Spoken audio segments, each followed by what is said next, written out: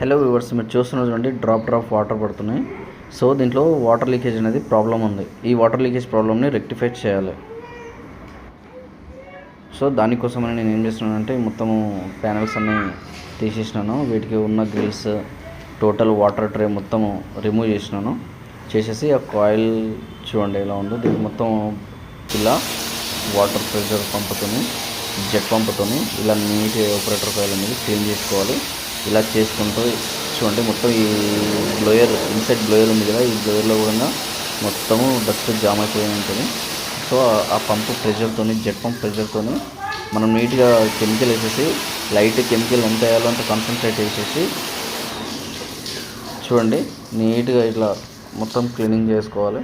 ఈ ప్యానల్ అనేది grills, second వచ్చేసి ఇది వాటర్ ట్రే అనేది నీట్గా ఇలా క్లీన్ చేసుకోవాలి. ప్రాబ్లం అనేది రెక్టిఫై అయిపోయింది. Thank you so much.